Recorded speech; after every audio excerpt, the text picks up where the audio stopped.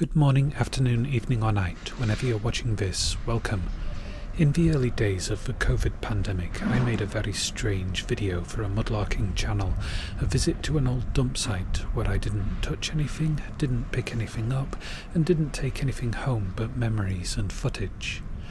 This will be a very different visit there. I've been told by two friends recently that bottle diggers have been hitting it hard, so I'm going to see what, if anything, they've left behind, and anything that I find interesting, mysterious, useful to my purposes, or just appealing, I'll take. Yesterday, the weather forecast predicted sunny weather for all of today. This morning it had changed to cloudy with a slight chance of snow this evening. It's morning still, nearly midday, and I've just felt the first few flakes of snowfall. I don't think that that's going to be much of an impediment to my plan, to wander a scenic route through the village to the dump site, have a good search, find interesting things and modest treasures, and then enjoy the view from the lookout point beyond the dump site before heading home. I hope you enjoy coming along with me.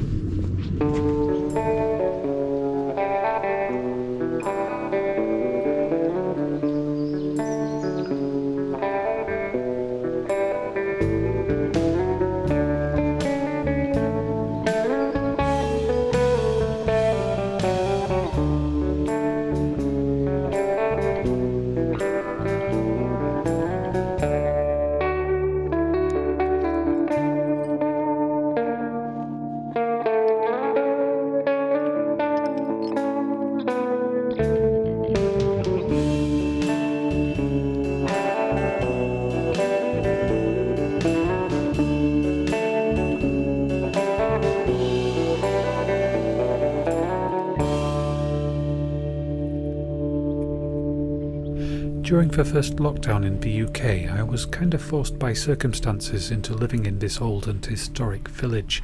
It's got some truly beautiful buildings, the ruin of a 13th century church, a beautiful graveyard wherein lie such people as King David Hartley, leader of an infamous 18th century criminal counterfeiter gang, and Sylvia Plath, famous poet and author of the Bell Jar.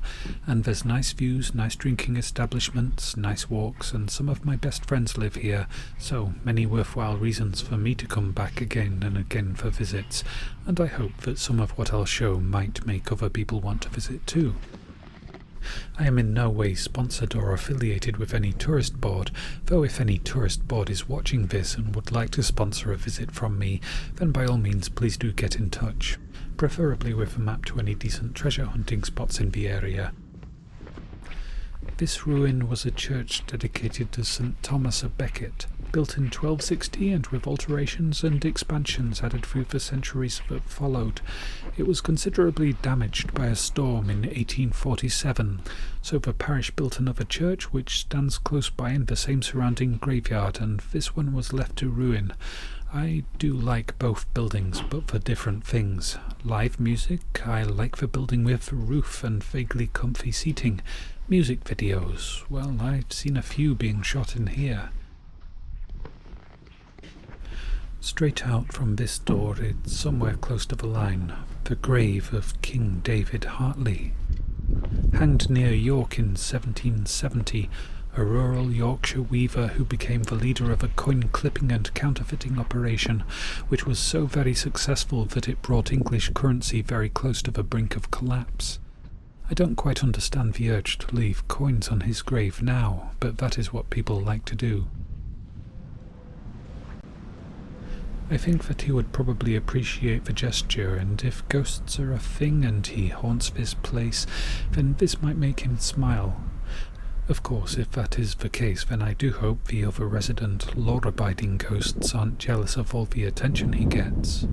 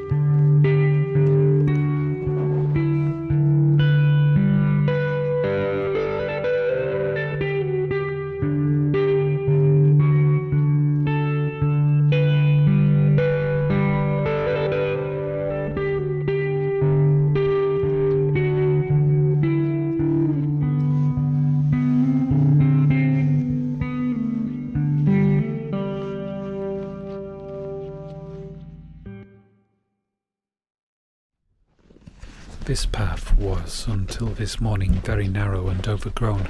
A lot of the paths that I walk and the stiles and small bridges that I cross are often maintained and rebuilt by volunteers. I just met a few of them. Nice people doing good work.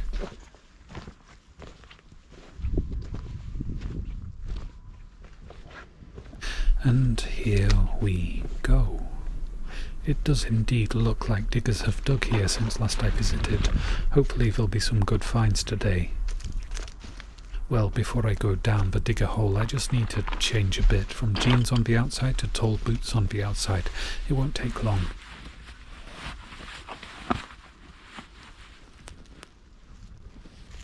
Okay then, first thing of interest, some sheet steel and cast iron which is reminiscent of the end pieces of benches, but I don't think that that's what this was. Maybe a trough, missing a lot, missing too much I think to know for sure, but if you have any ideas then I'd be happy to hear them. Some jars, a little bit melted and very rust stained. I think I can see a marble. Wow. Okay, this is the same colour as some of the rarest sea glass, made with manganese which turns the glass violet, but only if it's exposed to the ultraviolet part of sunlight for several decades. This has somehow arrived at the same colour in spite of being buried for several decades. Most likely copper, maybe brass, very unlikely to be bronze. Everything here is stained the orange of rust. I think it's a result of burning the rubbish. It does make spotting things a bit difficult. If you can spot anything interesting, then please do shout out.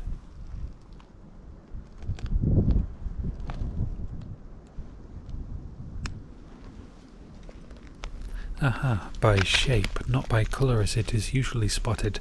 A bit of brass, part of an old paraffin lamp. Really beyond restoration, so I feel no guilt in saying that I'll be putting this in my pile of metal to melt. Oh, if that's intact. Looks it, a nice semi-melted green bottle, and it's not actually too melted to make cleaning it inside and out a possibility. So I'm going to take it and hopefully it'll clean up nicely, starting a pile and up and over to see what's beyond. Bucket, teapot, bottles and rust. Oh, now that's something I rarely see on old household dump sites, part of an old car. I do quite like vintage cars, and, well, perhaps the only way I'm likely to get one day is by collecting pieces off of old dump sites and painstakingly restoring the pieces before putting them all together. I do not have the skills, or the space, or the patience. Oh well.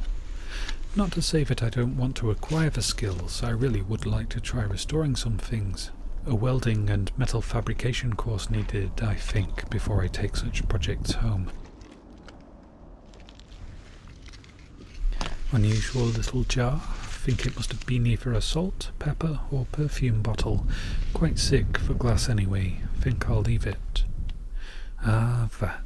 Cement bonded asbestos. A somewhat dangerous form of asbestos. Not something I like to see, but is preferable to what is also in this dump site and much less visible.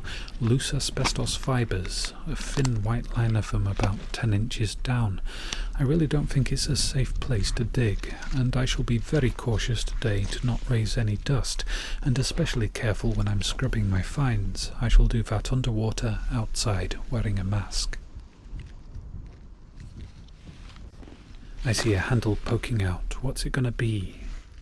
It's a fork, perhaps my fourth favourite cutlery utensil, after spoon, fork, spoon and knife. Oh no, fifth, I forgot chopsticks. Oh, I still do like finding corroded old forks though. I think I found all the surface finds of interest hereabouts, and I've no interest in going deeper, so time to move on.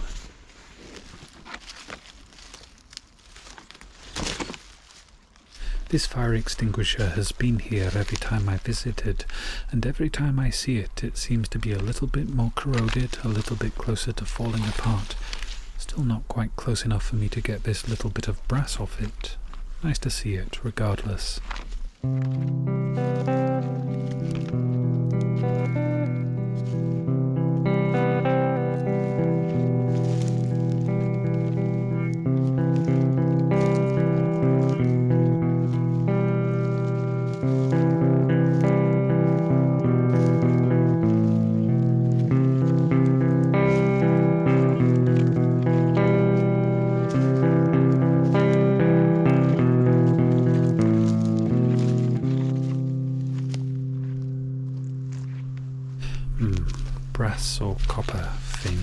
like a bowl with a hole. A very deliberate hole with a purpose that I'm unsure of. Cake pan, maybe? The snowdrops do seem to like the conditions here.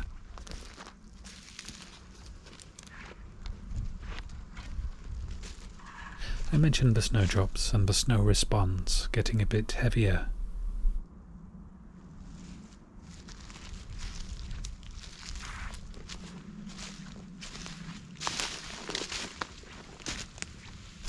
Bottle stopper.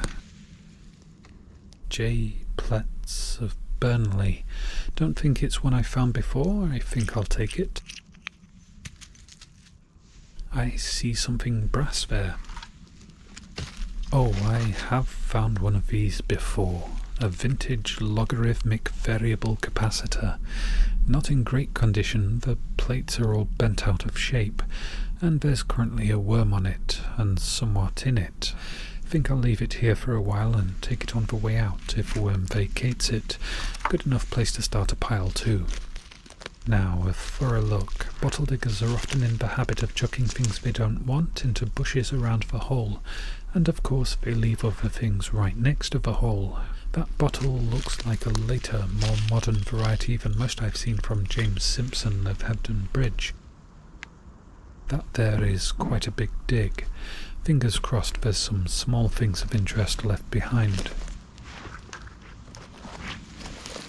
A nice little aqua sheer top bottle, it's a maybe. I've really probably got enough, but they're still appealing when I find them. Oh, now, I've found one before, but only one, and two might look very nice together on the shelf. Screw top though it be, I do love green glass, and struggle to resist taking them home. Not sure about this one. Sanisal is one of the most common disinfectant bottles hereabouts, but they don't all say poisonous on them, and they certainly don't all have tablespoons measurements either. Screw top and residue of contents to contend with? Into a pile for now. Defer the decision a while. There's a spoon. Brown though it is, I think it's still copper-based. Rare to see copper oxide as the outer layer. It's usually bluey-green verdigris on top and brown just beneath that. That thing's big and brass, and if I go straight to it, I'll probably forget to check this section. Methodically and thoroughly searching does occasionally pay off.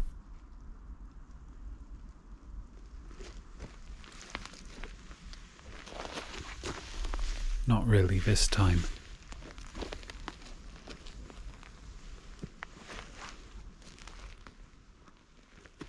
Sorry, I caught the camera on a branch.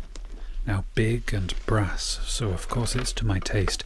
A few kilograms of brass is worth the effort of carrying it out of here, to me at least. Not really sure what I'm looking at here. A header tank maybe? Any ideas or knowledgeable IDs would be much appreciated. Not sure how I'm going to fit it in my bag, but I am going to try. That is going to be a lot easier. Small and quite a nice little brass thing, a Vesta case I think, to hold matches and wax and general fire-lighting things. Maybe even still hold some of those things, and will be interesting to find out. That's a nice looking bottle, apart from obviously being quite broken. Maybe, just maybe, a contender for some kintsugi lacquer.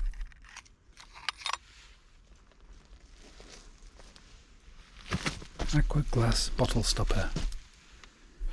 Holbrook & Co. Don't think I've seen one of these before. I'm happy to take it regardless. And there's a little bottle hiding back here. I know I have far too many little bottles already, but it doesn't stop me looking. Broken, anyway.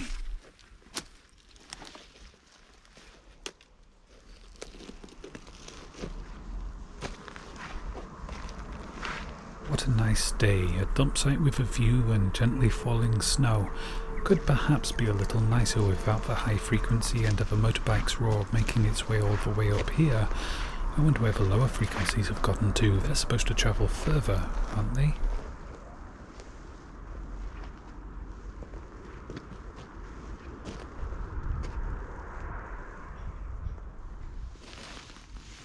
A little bit of copper wire. There's more there, and a bit of brass. Ah, it's a handle. Draw handle maybe, though the back end of it, bent over like it was supposed to grip or slide onto something, makes me think of maybe a sliding lock? Or I've seen similar things on old weighing scales. Not sure, but brass and a little more copper wire, and here shall be another pile while I continue to wander.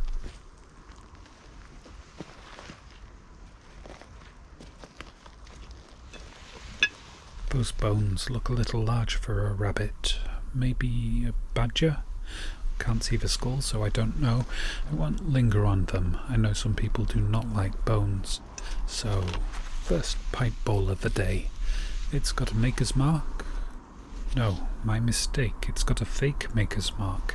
O'Brien, designed to appeal to itinerant Irish workers missing home, with an address in Dublin on a fake street, but really made somewhere either in or nearby Manchester. Cynical and mildly fraudulent capitalism from a loose group of pipe makers. Plastic, an old pen.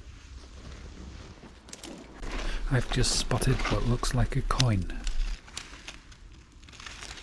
Well, it's crusty and unlikely looking to have much in the way of surviving face details, but I'll take it and give it a cursory clean and see if there's any hope of figuring out what it once was.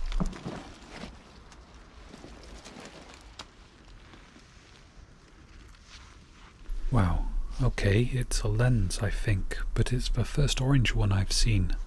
Quite a nice find, really, just one tiny chip out of it. Happy with that.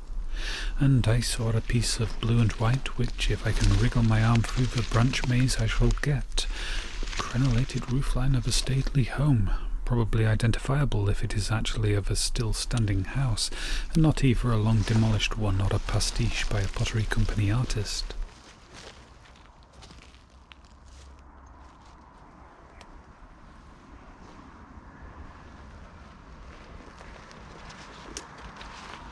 The view, it's odd. This view is more expansive than the one from the rock just beyond the end of the Dumpsite, but the one there is, I think, better. It's got a strange angle that gives a tilt-shift effect to the cars on the road down in the valley bottom. Sadly, I don't think it'll work today with the low-lying cloud and falling snow, but I'll look anyway, after I'm done looking here. It's another O'Brien one. Another pipe bowl down here. It's a mustachioed pipe. I know it's not really a moustache, it's supposed to be buffalo horns, but I reckon the Royal Antediluvian Order of Buffaloes would appreciate me being a bit silly, just as I appreciate their silliness. Yet another one. A big chip out of it, wheat sheaf pattern on the seam, and no maker's mark. I'll probably leave this one. Oh, it's a shotgun shell. Probably the best condition pre-plastic one I've found to date. Not that that's a reason to take it, but the fact it's brass is. It's another pipe bowl. Knobbly one this time. The younger, slightly less jaded me would be very excited indeed to be finding so many pipe bowls, one straight after another. For me, for now, has many already at home and is fighting to try and hold on to the thrill of finding, while embracing the concept of not taking everything that's enjoyable to find. Little corroded brass pipe valve, too corroded for anything much beyond the melt pile. Found it because my foot shifted some of the spoil pile. Not something I'm keen on in this place, but if I gently sweep, it's not going to kick up any dust. A button. Cut glass, quite nice, just 2 sweeps of a foot to find it. What else might be hiding just below the surface? Well, altogether more risky than most dump sites, so I don't think I'll do any more. A bit of pipe stem. No, a stick. Oh well. There's a bonanza of bottles ahead and some very nice colours showing. Such a nice, neat pile. HP sauce. We got burst lit bottles and furniture polish, possibly, and there's a hint of a label there, but it's a faded ghost of a thing. A Bovril, an amber one too, much rarer than the brown ones, but still I do find them quite often. In fact, all of these are ones that I found plenty of, and so from these I'll only take 1 or 2 with the most vibrant of colours. They can stay here for now while I continue the look around.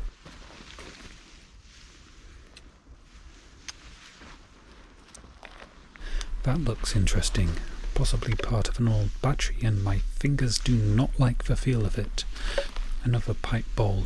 A long and tall one. I do have one like it already, but I think that it's quite chipped. So I might replace it with this one, and replace this one if I ever find one that's even more intact. I don't chuck them when I replace them. They go into a box to give away to someone I know who crafts with them. I have plenty of other craft projects ongoing and very limited energies to actually get them done. Yep, another pipe bowl. Can you imagine your great-great-grandchildren scraping around in the landfills of today, exclaiming with excitement at finding the broken pieces of a vape pen? I can, I think. It doesn't so much matter what I find when finding is the fun. Not many of today's huge landfills, though, will have nice views like this place has. A large square-sided whiskey bottle. I do quite like these, and narrow neck aside, I fancy building a terrarium in one that's in better condition than this one. Now, what is that? It's a top hat. Dusty black, a bit battered and chipped, but that adds to the creepy and kooky, altogether spooky charm of what could surely be an ingredient for a Halloween project someday. The deck of a boat or a ship? Yeah, it's got several deck levels, looks like an ocean-going thing. Small freighter perhaps, going by the cargo hold covers. Another pile of lusciously coloured bottles, a veritable glut of them, which perhaps strangely does somewhat make me not really want any of them. Does anyone understand that? I hope so.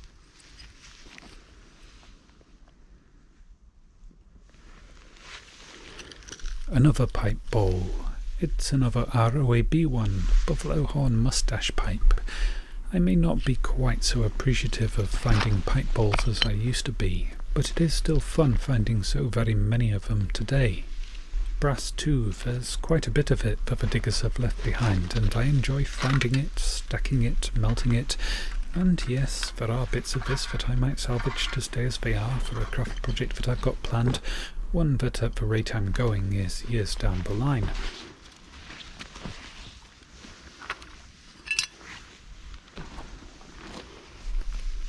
James Keeler, Dundee Marmalade. An intact one of these out in the wild is still a bit of a bucket list find. Very easy to find online or in antique shops. Not so easy on old dump sites when bottle diggers like them too.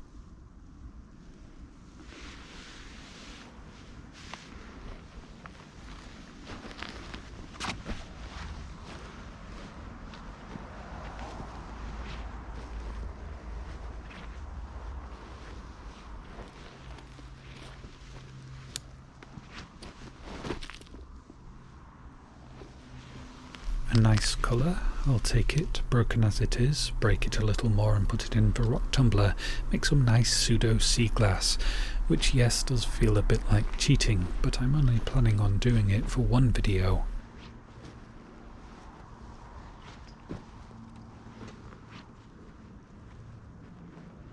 So much left to search. Should I montage it to some music? Why not?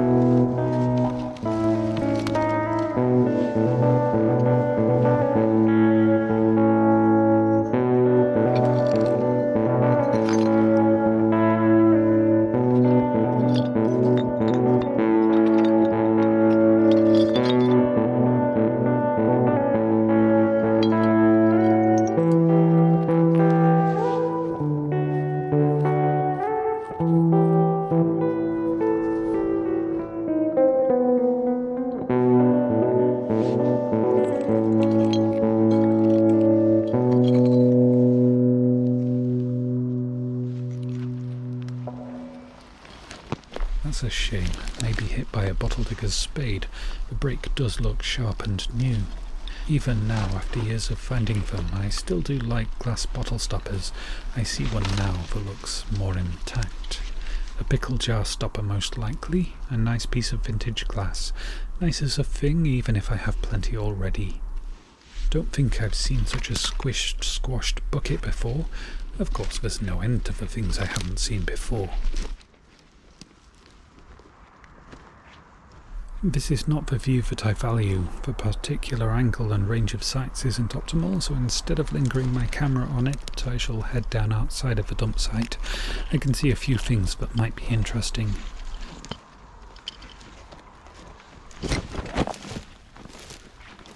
First up, a pipe bowl. A logo on it. TW, I think, in a circle. Might be one I take today. Oh, a sadly quite broken boat ink bottle. Such gorgeous glass. Gone are the days, though, when I hadn't found an intact one, which means that now I can't take the really broken ones. Brass I can still take. It's a handle, I think, rather than a button, though it does have some decoration under the surface verdigris, which would be quite unusual for a handle. Interesting. I'll have to try and clean it up. Another pipe bowl. Another O'Brien. Think I can put this back up on the spoil pile for the next mudlarker who visits. Tablespoons bottle, light aqua colour. I think I'll leave it. That looks like the wall itself collapsed rather than spoil pile spillage, so let's see if anything nice has spilled out. Nice colour, burst lip bottle, it's a maybe. Not much else. I was kind of interested to see the density of finds in not actually dug dumpsite earth, but obviously I can't tell if it's been picked over already or not, and there's just as much in the dug earth, if not actually a bit more.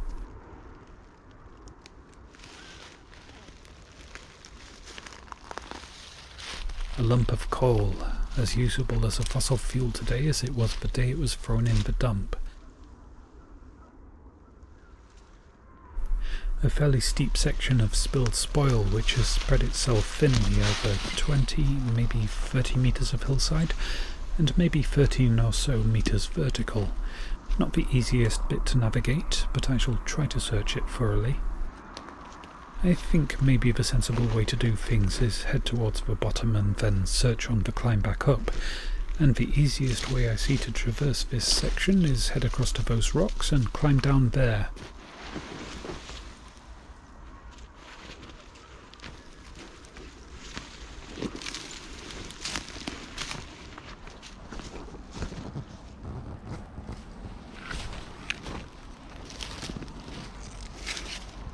No climbing really needed, just a step.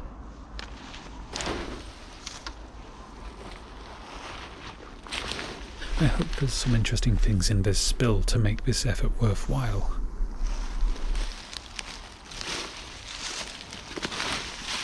Salt or pepper or vinegar bottle. I think vinegar is the most likely. It's very similar indeed to ones I saw in motorway service cafes when I was young. Fairly poor condition, I think I'll leave it. A big brown bleach bottle. If it wasn't so big and heavy, or if it was up at the top, I might have taken it. I'm glad there aren't any walkers currently on the track down there. They're always curious, and I'd have to go all the way down there to answer the questions and be personable. Tiring. This is not copper. Looked like it might be, but it's far too light. Aluminium, I think. Still heavy enough to be the furthest falling object in the spill, so from here I climb, and I think I'll need both hands to do it safely. I'll show what I find back up top. Okay, a little bit from the high up spills and some bits from the steep and spread out spill. I found this glass lid. It has a chip to one edge, but I really quite like the handle and think I might cut it off and use it for something. This plate is something to look up, see if it relates to a story, a song, a particular beggar boy in history who grew up to be a notable figure of history perhaps. Some blue and white, probably willow pattern. One of the most corroded of spoons that I've ever found, and I have found some very corroded spoons. 3 pipe bowls, I think I found 2 of them close to the wall and the third halfway down the slope. None of them are particularly special, and I might successfully resist taking them. That's pretty much all of the things I'm likely to find, so onwards to see how the view from the lookout spot fares when it's snowing.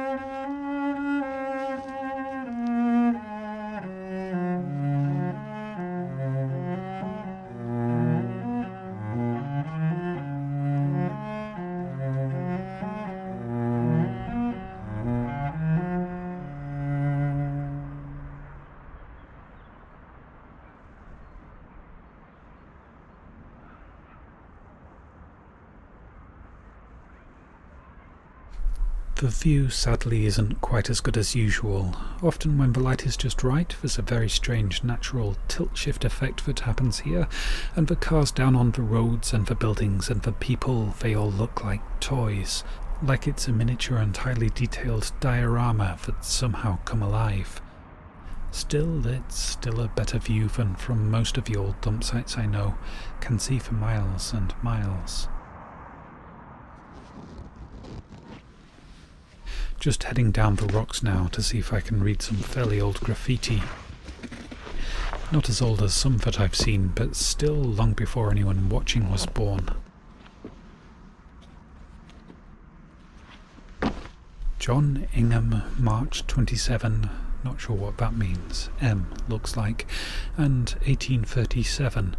I actually recognise the name and I don't know where from. It's possible he was someone important in the history of this town, or maybe I've seen his gravestone. There's hints of other things written, not quite as deeply or possibly much older and worn away, and other less detailed graffiti, E.M. Still no tilt-shift effect from this slightly lower angle. Oh well, time to head home.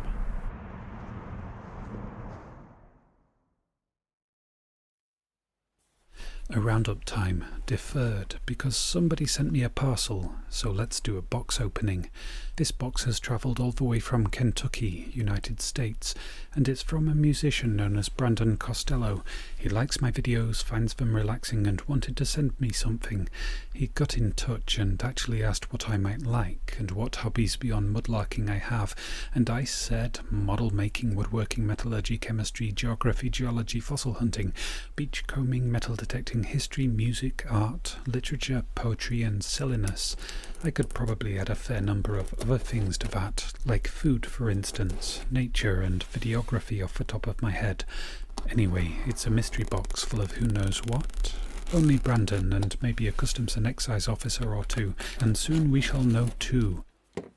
Feeling a little bit bad about transecting the drawing of a tree. I'll piece that together again with sellotape and keep it, I think. I do keep all the notes and letters I've been sent, and a letter. I'll read it off screen, I think, just in case it's got anything personally identifying or something that shouldn't be read out loud. A very nice and kind letter, thank you, Brandon. I now have a little more information about what's in this box, so let's get into it. First, a bag with... Ooh, actually, this is more than just a paper bag. It's a map of Central and South America, the Caribbean, Southwestern Atlantic, and Eastern Pacific. Ha, awesome. Fossils and rocks. A bivalve in awesome intact condition, and quite a lot of shark's teeth. I've so far not been lucky enough to find a fossilized shark's tooth in the wild myself, so I really do appreciate receiving these as a gift. Thank you, Brandon. A lovely piece of turquoise, one of my all-time top 5 favourite copper-based minerals, however did you guess? And the letter said some of these things, I've already forgotten which, were found by Brandon when he was younger, so treasures indeed, and I will read the letter again to identify which ones.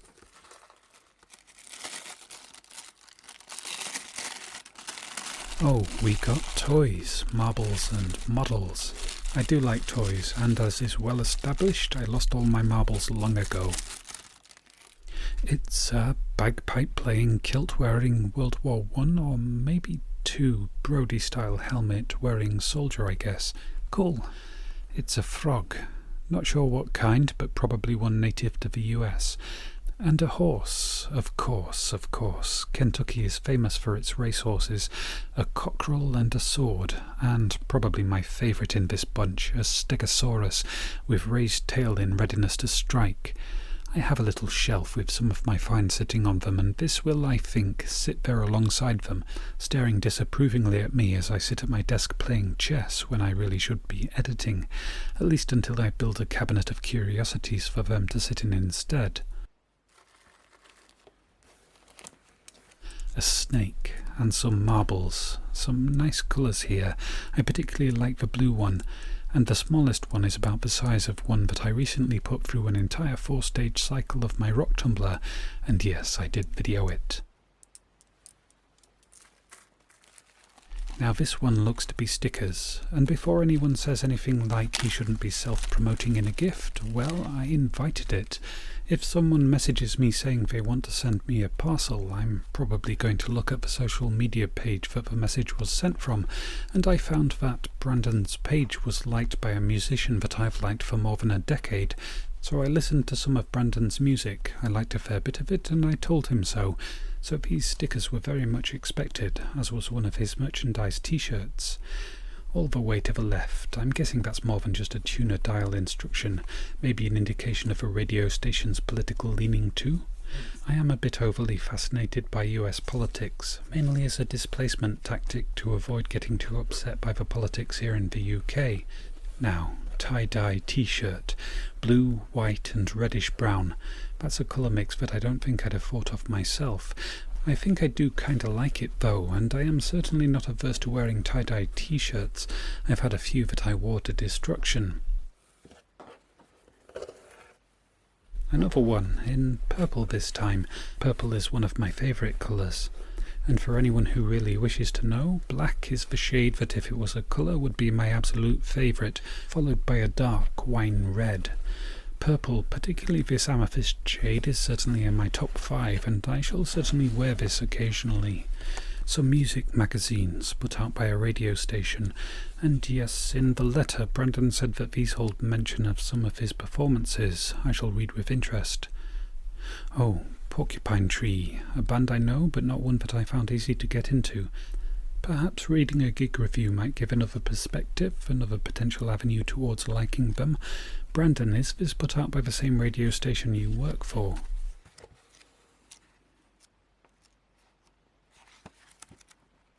Oh, this one has more in the way of artwork that'll catch my attention.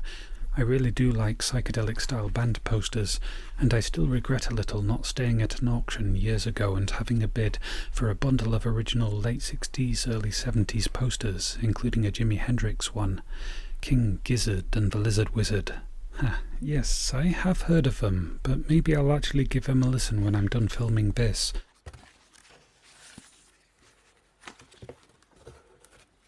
A book in Ruins by Christopher Woodward.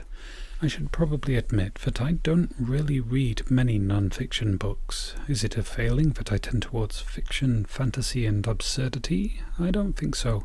And that's not to say that I won't read this. I absolutely will give this one a go, and it does look like one that I'll probably enjoy. Yes, I think I will enjoy this.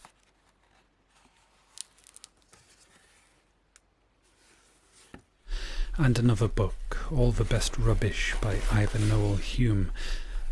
Yes, this too looks like I may well enjoy it. And who knows, I have written books before, fiction books and comics. Maybe this will inspire me and I'll end up with a best-selling book about mudlarking like Lara Makelem. Doubtful, but it is a nice thought. Now 2 final bubble-wrapped parcels. Let's get into them and see what they are. Oh, unexpected. London souvenirs. A yeoman warder, royal bodyguard and guard of the Tower of London, known as Beefeaters. I do not know the reason for that nickname. And a King's Guard, Or this one was probably made when they were Queen's Guards. They stand sentry at Buckingham Palace and St James's Palace, I think. Nice. I did live in London for a while in my younger years, and I didn't take away many souvenirs. It's kinda cool that I've got some now, via Lexington, Kentucky.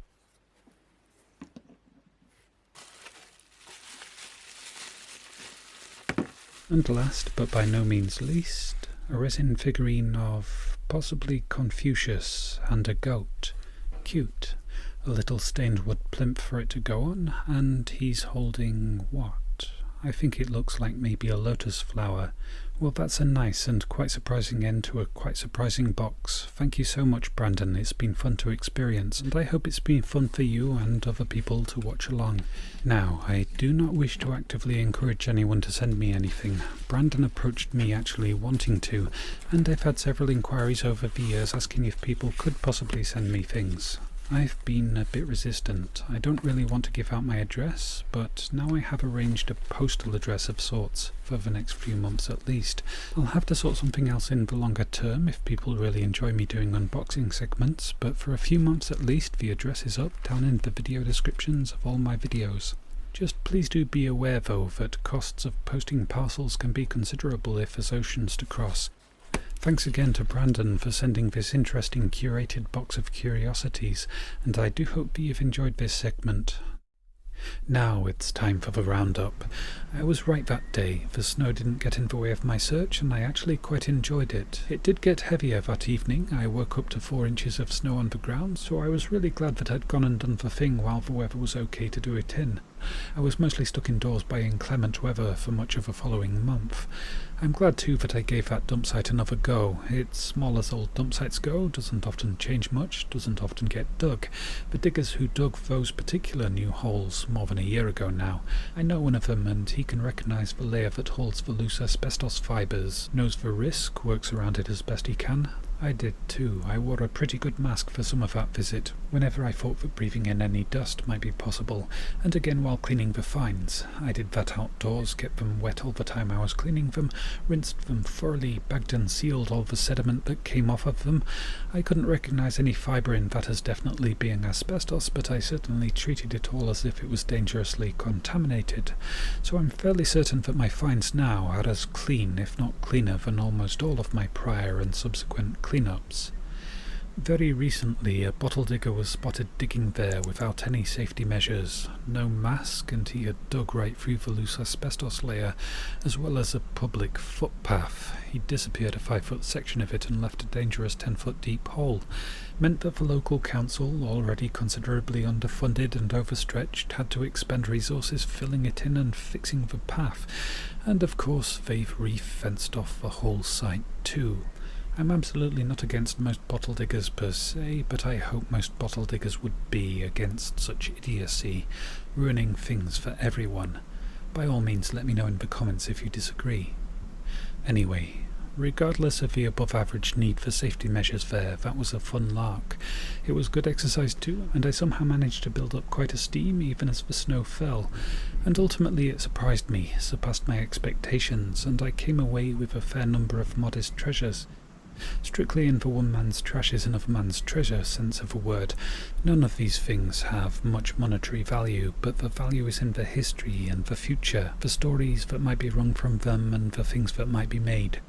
So, pottery pieces. I've just started work on making a bird bath, and some of these pieces may well be incorporated into it, tiling it in sherds of blue and white.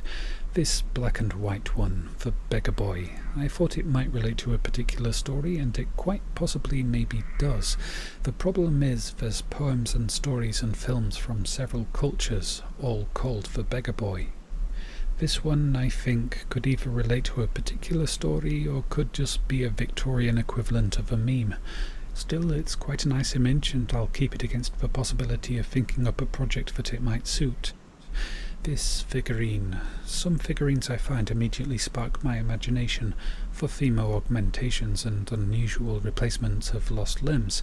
That hasn't happened yet with this one, but it might, so into a box it goes in the hope that inspiration might someday come along. The hat she's standing on I think would suit a craft project I have in mind, and that may well be a future video. I think I did quite well in restraining myself with the pipe bowls, only 4 brought home out of many seen.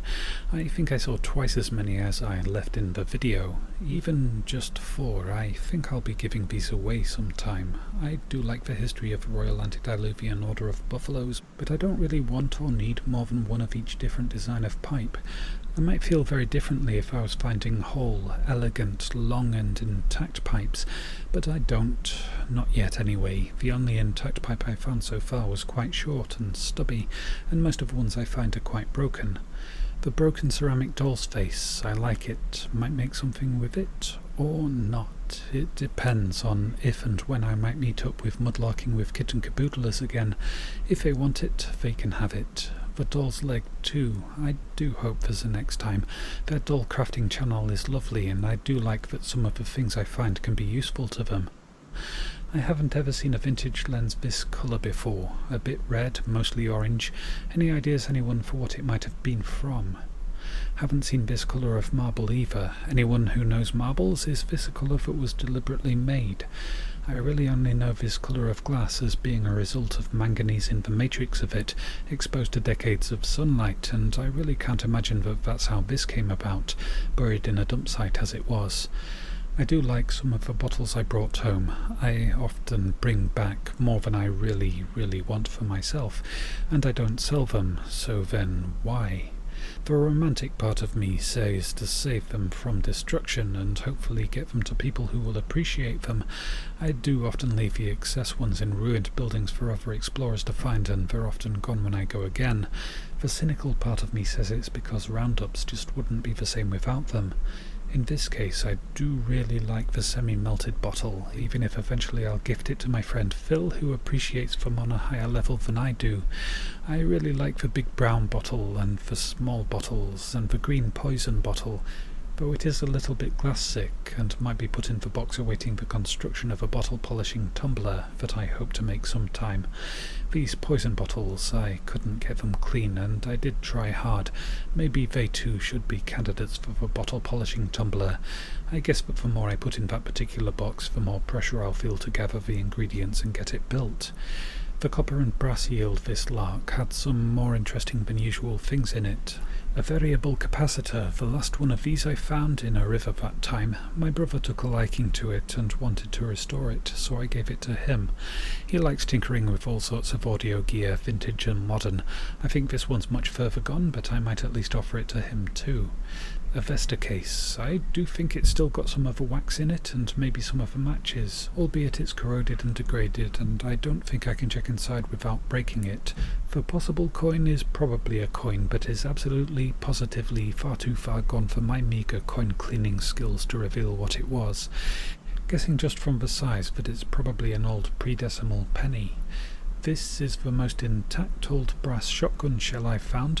I think that if I had permission to metal detect the fields around me, I'd probably find many more, along with, of course, ring pulls, coin hoards, and ancient treasures.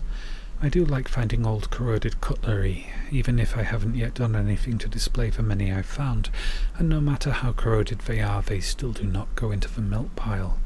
The rest of this will. There's probably enough for several forge fire-ups here. Ideas for smelting projects as ever are most welcome.